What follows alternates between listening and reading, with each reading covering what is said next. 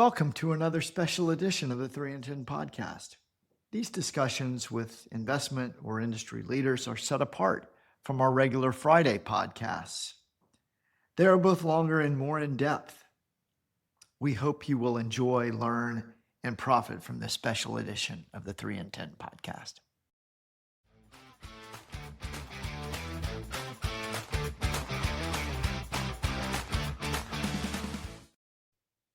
Hello.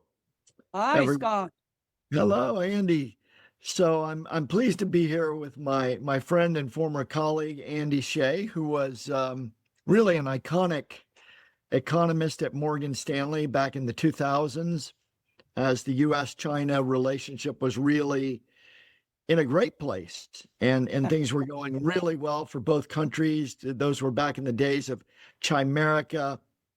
And Andy's the perfect person to have a fireside chat with today, because there was a historic trade deal done today between President Trump and President Xi of China.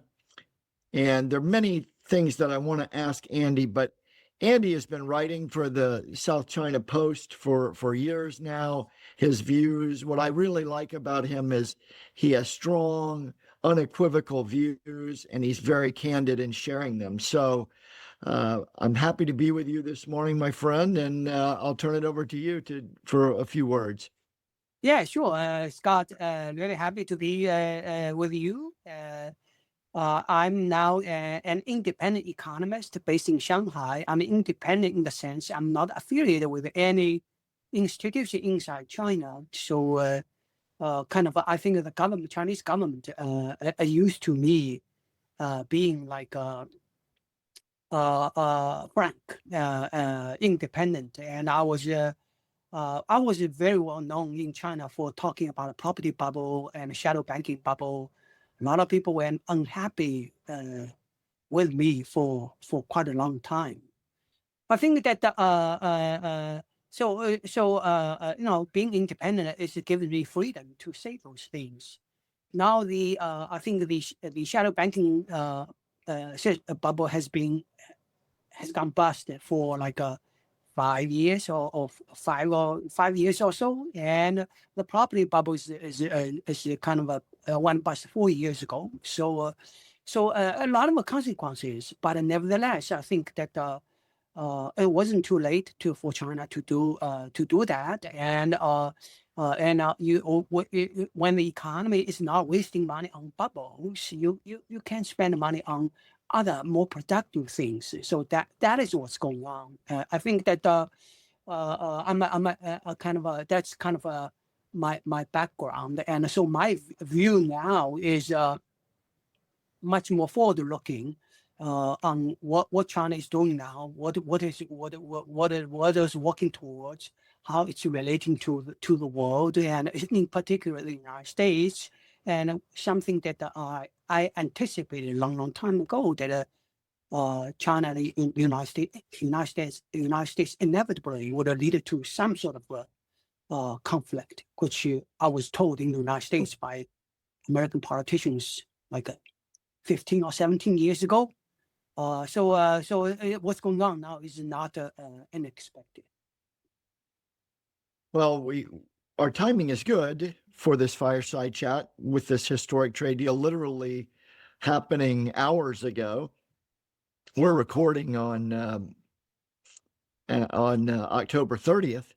So, Andy, what do you think about this deal? If you've had a chance to dig into a bit, is it really historic, or is this just a Band-Aid for a really bad relationship that is inevitably going to deteriorate again, maybe even in weeks or months?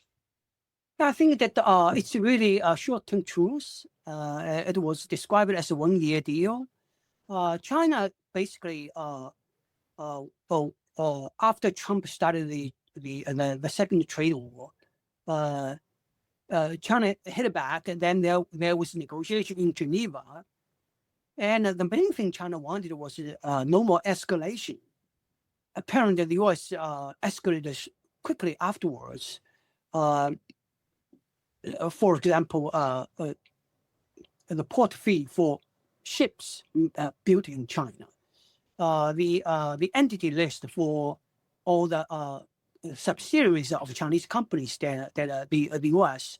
Is punishing, and so forth, and also further escalation in chip war, limiting trading chips, and forcing third countries not to sell things to China, and so forth. Like the Netherlands a week ago confiscated a Chinese chip company, all under the U.S. pressure. So what China is demanding is to go back to Geneva.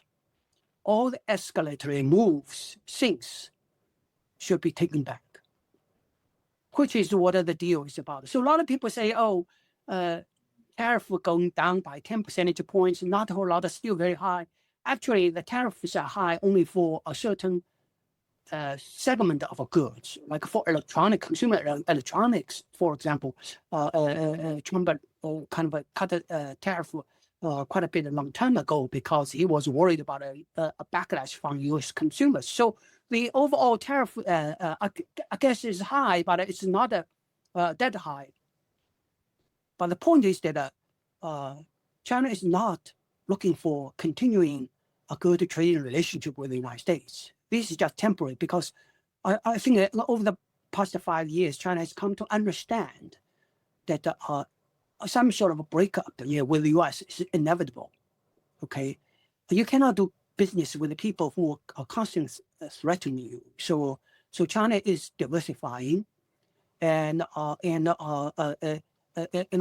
exports up 80%, even though I think the exports to the United States down 20% or something. So China has been laying the ground for export diversification for the last at least 5 years, probably 7 years. So the end game is to be completely independent from the United States, not just in terms of trade, in terms of technology, in terms of agro commodities and so forth.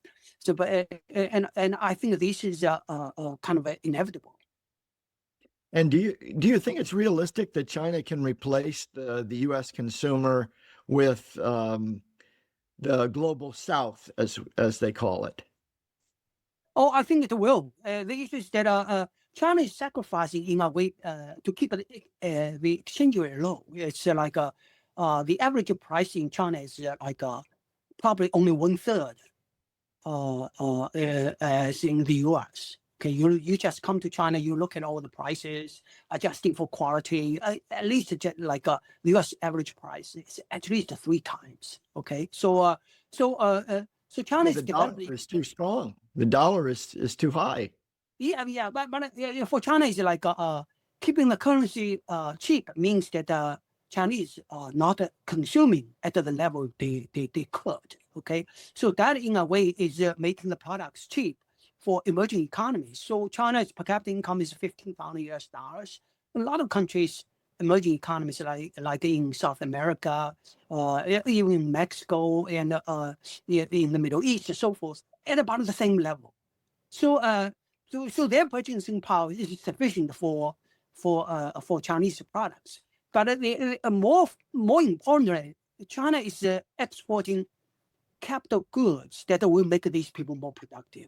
You look at like renewable energy, battery storage, electric tri-wheeler for taking stuff around, and electric vehicles that can save energy cost by 80%, and a lot of other machineries that are replacing European or Japanese machineries that are easy to use, higher quality, and much cheaper. So what China is effectively doing is making the whole global South kind of middle income, which Europe never did. Europe basically, after Europe got developed, Europe's relationship with the emerging, so-called emerging economy or global South was based on selling technology products at high price and buying raw materials at low price, which kept all these countries very poor.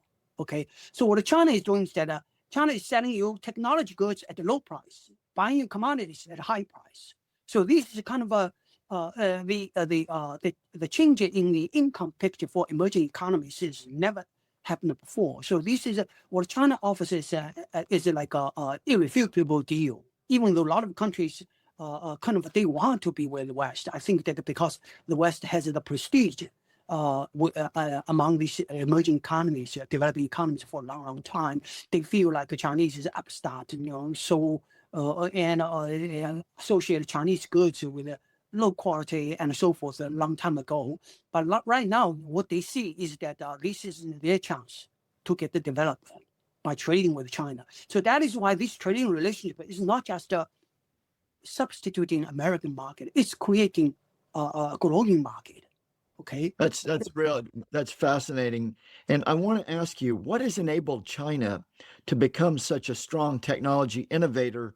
Really, it seems like over the last 5 to 7 years, they've made this leap from producing goods to very high value added goods. This has surprised the West, I think. How did this happen so quickly? I think that for people to question if Chinese could innovate, I think that is really ignorant of the past.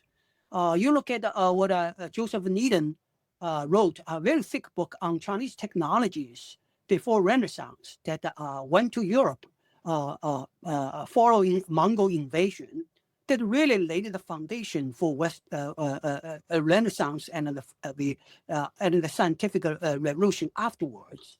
And you look at Christopher Columbus, when he sailed for Americas, every technology that made the voyage possible came from China.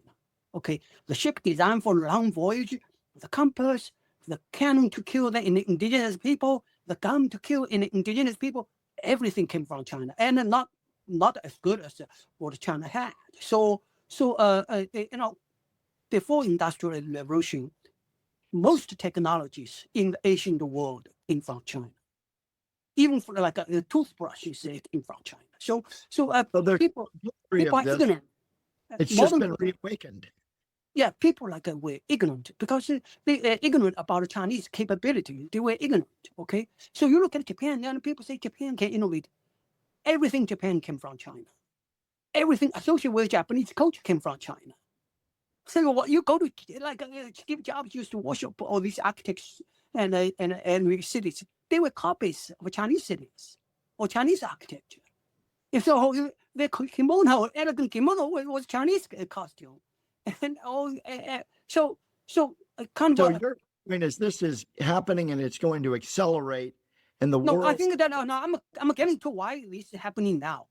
When China opened up, Chinese really were in a hurry to develop very fast.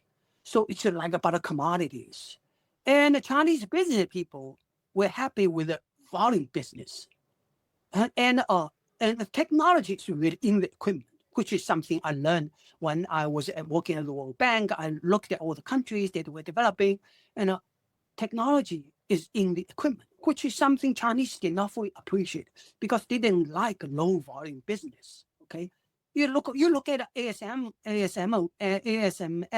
the Dutch company that dominates the lithography machines.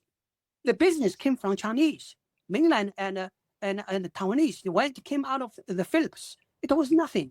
The technology for lithography machine came from TSMC, and the demand from China and from Taiwan made the ASML what it is today. Not because Chinese didn't know how to make the machines. They didn't want to.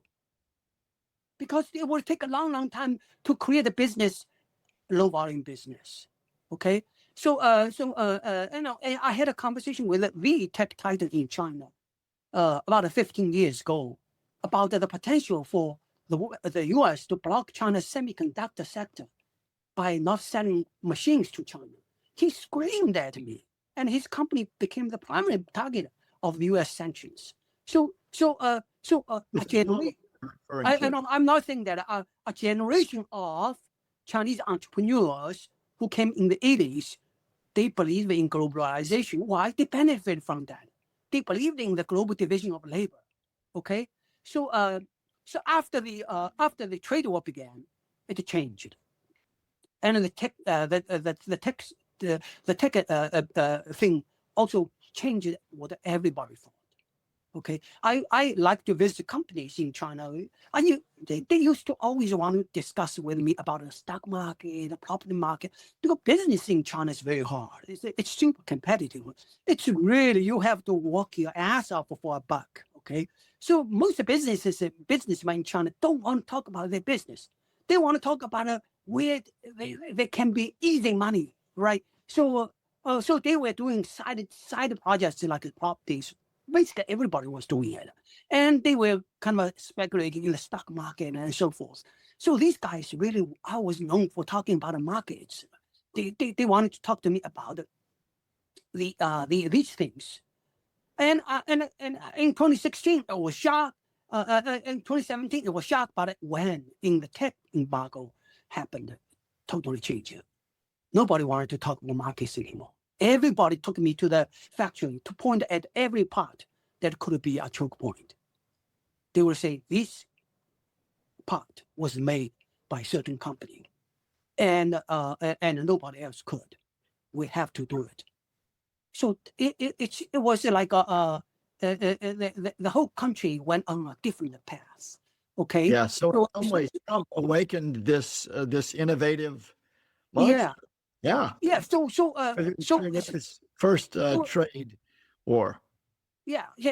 And especially during the pandemic, during these 3 years, the business was down. Chinese engineers basically all slept at the factories. They didn't have a lot to do for a period of time. What they did, they reinvented their factories. After 3 years of pandemic, I went back to see these factories, totally new factories, like what was so-called dark factories, no people inside, all robots. And I look at the people who did that job, not the entrepreneurs who started the business in the 80s. It was more like a Gen Xers. People were born in the late 70s who went into college in the 90s and grew up with technology, information technology. Chinese love information technology, and also millennials who became really experienced engineers, and they made these dark factory, autonomous factory happen. Okay, so Chinese factory went autonomous, mining went autonomous. Now lately, I see that construction is going autonomous, right? So those are the things that this generation did. Then we have the new Gen Z who are doing AI. They grew up with AI. When with AlphaGo, right? DeepMind's AlphaGo beat Go world champion. It just attracted the attention of a whole generation. That was, I think, 15 or 20 years ago. 15 years ago. I remember that. That was a big deal. Whole generation. It was like for Chinese, that was just kind of a Was it moved? Was moved to or yeah, AlphaGo beat yeah. So because the Go in China personifies intelligence. Okay, that's the ultimate game. Okay, the Go champions are the smartest people in the world, and that when that happened, a whole generation wanted to study AI. That was that. So what you are seeing now, the people are doing AI happened then. So it's a bit of a timing issue, a bit of coincidence when the U.S. is talking about AI, trying to suppress China's AI development. This generation happened. This generation matured. And they were awed by what was going on in the U.S. So they always want to learn what was going on in the U.S. They want to work for U.S. companies. But that was cut off. So suddenly they were forced to do stuff on their own. You look at like DeepSeek people, 98% didn't live abroad, never worked for global tech companies. And most of them didn't go to the tier 1 colleges in China. So it is that you needed to give when young people have opportunities, they make it. You look at it globally, you look at the semiconductor supply chain or AI, and it's proportionally represented by ethnic Chinese. So for people to assume that the Chinese inside China are not as smart as Chinese outside, these people, like I think that they really are being fooled by their own prejudices. So I think this is certainly look at Jason Wang. I bet that there are a million Chinese smarter than he is. So it's kind of you have to soak it in and think about what it means. So I think this is where I think now the confidence is like I always knew Chinese could do it because I lived in the United States. I know that the Chinese kind of mixed between science and technology. They were in school. You study Isaac Newton, James Maxwell, Heisenberg. You just odd. How did they come up with stuff like that, right?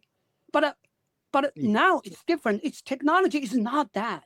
Technology is like a quantum cookbook. It's been around for 100 years. It has not changed. It's only about how you work out the details to come up with something, right? So I think that Chinese will excel in this endeavor. So I have to ask you about, as an economist, one of the questions would be, how does China stimulate its internal consumption? We know that they're a manufacturing powerhouse. Innovation is kicking in, great exporters. How do they stimulate their own growth? Is it really possible? And should they even try to do that?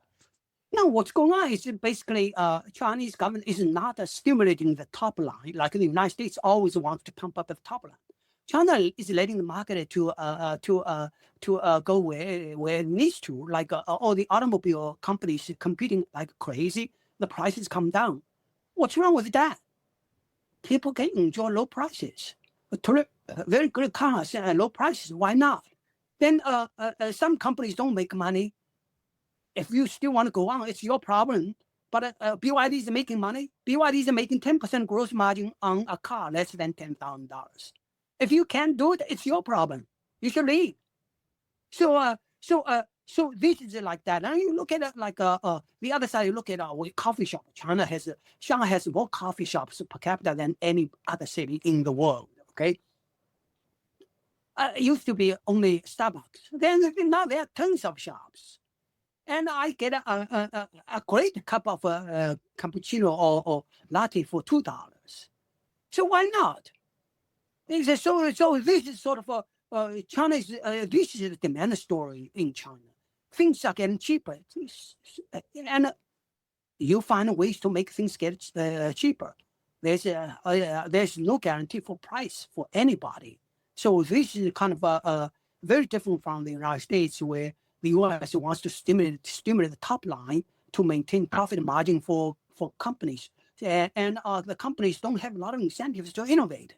Okay, so they really want to talk about the macro story. Okay, so basically, then you have a debt-driven growth. So one guy's profit is another guy's debt, and no, that is basically the U.S. story. It doesn't happen here. Doesn't happen here. It's basically, if you have technology, you have a productivity gain, it goes to the consumer. It does not go to the investors. Yeah. Help us understand China's true economic growth rate today, and where do you see it in 3 to 5 years? Well, Chinese electricity consumption is growing at about. I used to come up with my index with the traffic volume, electricity, and port turnover, and so forth. Later, it became the government used an index, similar index. I remember the Li Chung index. Yeah, that was something I was using when I was at Morgan Stanley to tell the China economic story. And in China now, it's like you look at electricity is growing at 5.5%, but that's not the total demand growth, because China is increasing electrification. Okay, right. So you look at crude oil consumption is down slightly, and coal consumption is flat. Okay, natural gas is up 20%, and electricity. You look at renewable energy is growing tremendously. Solar is 40%, and wind is over 20%. So the total increase in electricity consumption is met by solar and wind. Okay, so that's kind of and the next year will be solar and wind will be far above the increase in electricity consumption. So that's the story in China. It's the decarbonization and the cheap electricity. Electricity becomes cheaper and cheaper. So that's the Which story. gives a huge advantage in AI. Yeah, so cheaper and cheaper. So this is basically now we have so I can take maybe 2%, 2 percentage points of the top line electricity growth rate. So that is kind of I think that electricity is growing at a 3%. Kind of the apple to apple comparison, I would say 3%. Okay, and the economy is because the economy is becoming more service oriented. You look at the domestic tourism is still up at 17% last year, up like a lot more. I think that China's domestic tourism began at 2% of GDP.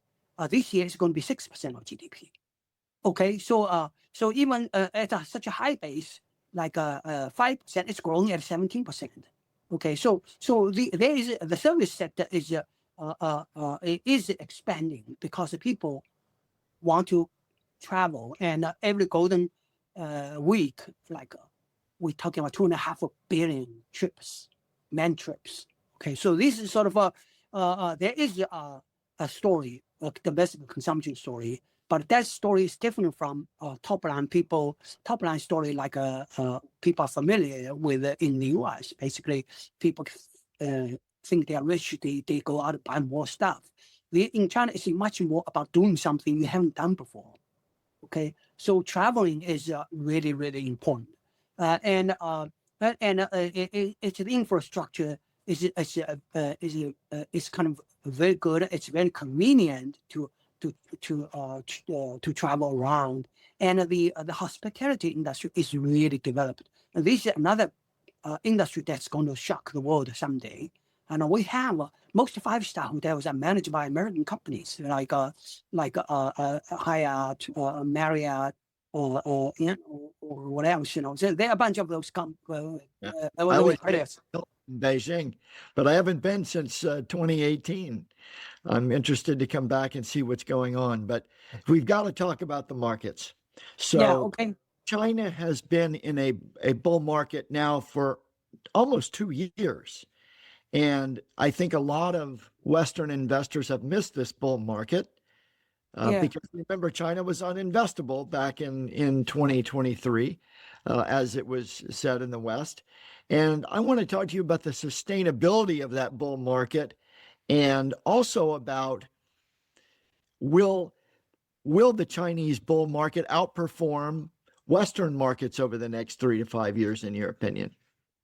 I think the thing that if you take a few years, the perspective of medium term, like 5 years, I think China will outperform almost every market because the United States is sitting on a big bubble, in my view, and 80% of S&P gain is from AI-related stocks. So I don't think that story is sustainable. We have seen this movie before. And we look at Japan and Europe, they are basically crashing.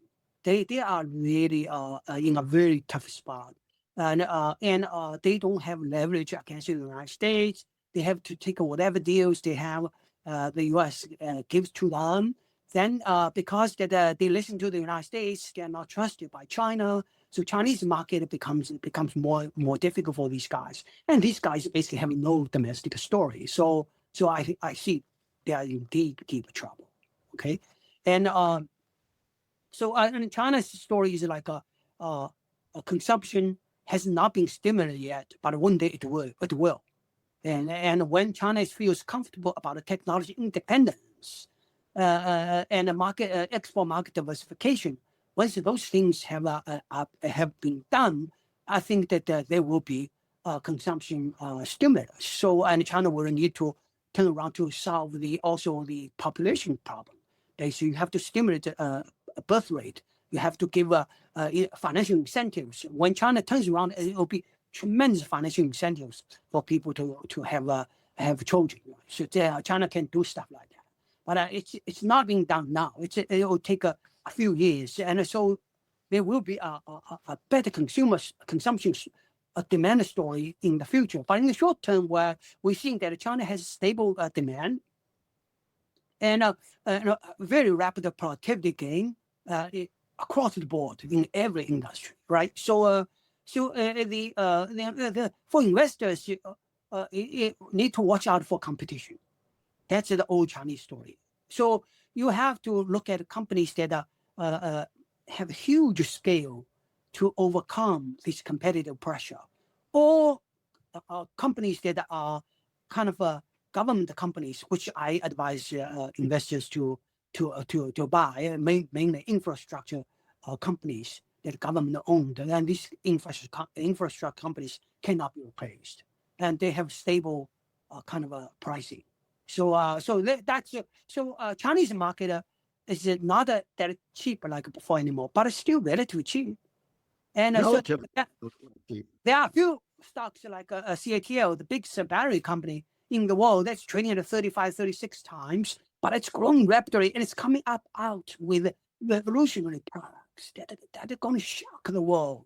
So that kind of valuation certainly, I think probably is going to be with us for a while because of their market success. So that's my view, is that China is not so cheap anymore, but it's a low risk. And not a whole lot of people have given China credit for what it is doing. And in 10 years, people will be totally shocked about what China has done. Okay, China has become the leader in almost everything. So that's when China will stimulate the demand. And China will become much bigger economy than the United States.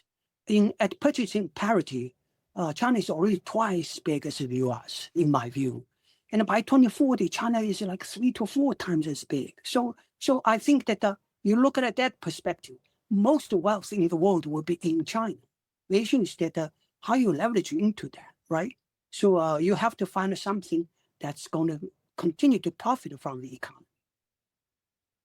Well, one of the things that I've noticed in investing in China over the last 25 years is, while the economy has grown, the profits really haven't flowed to shareholders. So I've struggled to make money in that market, and I wonder, will shareholders now in this new age be able to see the profits from the growth in China? And if your bullish view is right, there should be a lot of profit for investors. I'll be careful with the very competitive industries. Like when we have 100 automobile companies. Now, I love BYD, but BYD is just like a gigantic scale. They cut margin, they cut costs to really low level, and they are profitable. But so many companies are heading there. So that's kind of a story I feel uncomfortable. But I do like kind of infrastructure stocks.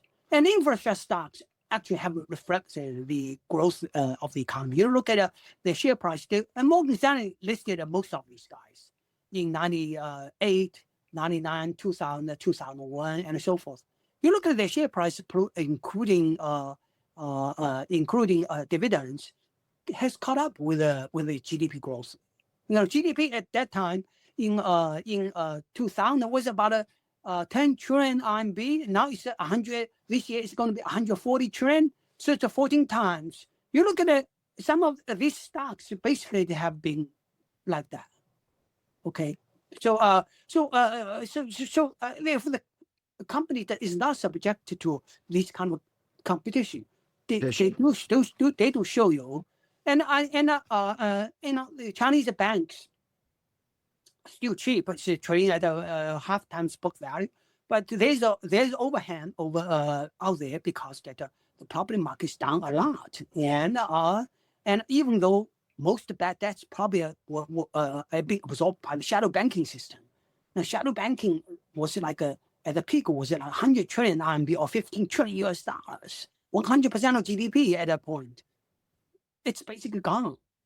So a lot of people have lost lots of money, but there could be spill over into I think the big banks. So that's why their share prices are low. But eventually, they will reflect in the macro situation. These banks, because in Chinese, these are a few very large banks owned by the government, and China does not have has a lot of small banks, but big banks are very few.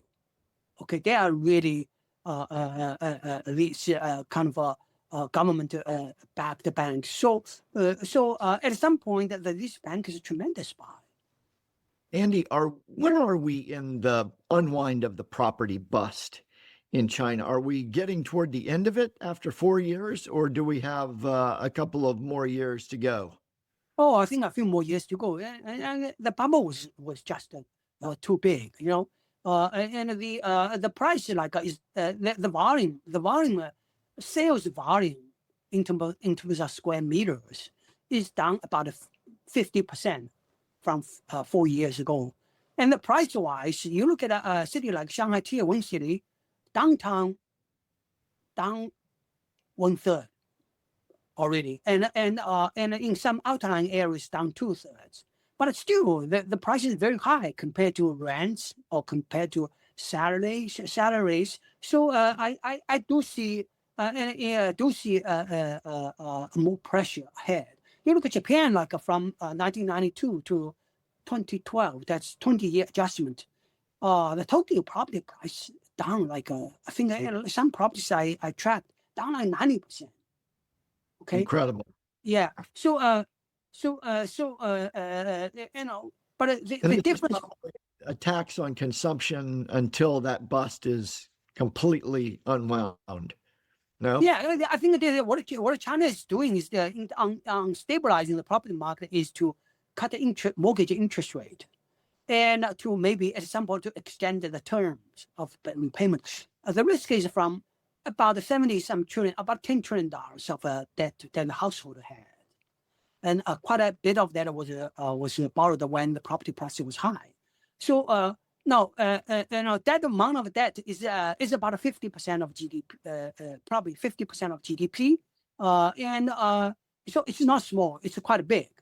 It's quite big. But the government has a way to ease the payment, and make a kind of your cash payment can be controlled. So that's what's going on. Andy, one of the great bull markets of the last 25 years that people don't even know about is the Chinese bond market. Yeah, that's right. From 4 or 5% down to 1%. And I noticed that they've rebounded to 1.6% on 10-year government bonds. Is that bull market over, and are yields likely to rise in China from here? Well, it will rise, but not by much.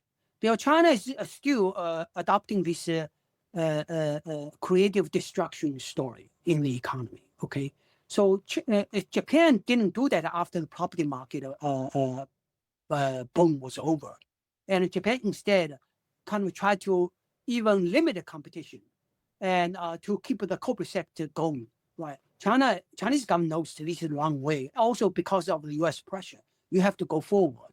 You have to create new technologies, new markets. So China is that means that the prices are going to go down. So China so inflation hard for yields to rise much. Also, China has a tremendous trade surplus. This year is going to be like $1 trillion of trade surplus. So it's an economy with lots of liquidity. So you put the two things together, price, no inflation, and lots of liquidity. It's very hard for bond yield to rise much. That sounds like a really good recipe for the stock market that you just laid out there. Lots of liquidity, innovation, some level of growth, very little inflation. Yeah, it is. It could create a property stock market bubble actually. But the issue is that Chinese companies compete so much that it's hard for them to show a lot of profits. So this and the Chinese investors are very skeptical about the stock market. They've been in this thing for 3 decades. They've been murdered by every boom, right? So the boom usually does not last very long, and most people in the Chinese retail investors have not made money in the stock market, even though we have this fantastic economic story. But most retail investors have not made money in the stock market. So the real bull market is when the country tilts towards consumption instead of like a technology competition. We're still building. We want let's say a tremendous infrastructure story going west, where China wants to link every place in China with a super highway and a high speed rail. So that's nation building. So it's not really that the priority is nation building. It's not really about the stock market. The stock market is a tool to finance that. So for investors, you need to remember that. Well, you've done a great job of giving us a very different perspective than most Western investors get about China. As we wrap up here, what are the 1 or 2 things that are misperceptions on the part of Western investors about China? What do we get wrong? What do we misunderstand about the country? No, I think Western investors focus too much on this macro story. So always they always think that China could collapse. Stability thing. There's no stability issue whatsoever. So these people think about China could have this disaster, that catastrophe. There's none of that. So what China is about is China has this fantastic technology story and growth story. Eventually, massive currency appreciation. Okay. But for investors, you have to look at the competitive trap. When there's so much competition in an industry, you get sucked in, think, wow, this company is great, right? There are lots of great companies. They kill each other. That's for us to understand. Yeah, I know a guy who invested in this robotaxi business. Wow, met that guy, a fantastic guy. It looks like a winner. There are a lot of guys like that in China. So you compare that guy to some guy in Europe or in Japan, you say, wow, he is a winner, but not in China. So that's kind of what investors need to understand is that you have to, and it's much easier to buy mature companies that don't have a lot of competition anymore. So that is a much better way, and to accept the low growth. The indexes are presumably filled with companies like the ones that you're describing. There are a lot of companies like that, like infrastructure companies, banks, and some of the big established companies, private companies. But people are always in China. People are always excited about new things, and these new things are wonderful, like AI, like autonomous driving, wonderful, and they will become something. The issue is that it's a bloodbath on the way to winners. It's a bloodbath. It's 10 years away. You don't see a dime for 10 years. So that's kind of what investors do need to understand. Okay, well, you've really given us a great perspective, a Chinese perspective, through the lens of somebody who's been there their entire life and who's also lived in the West.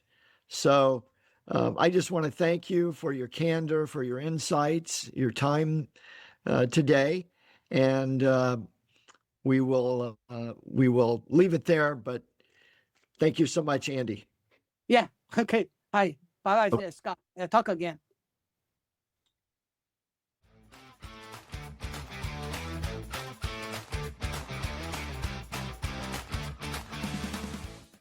The information in this podcast is educational and general in nature and does not take into consideration your personal circumstances. Therefore, it is not intended to be a substitute for specific, individualized financial, legal, or tax advice.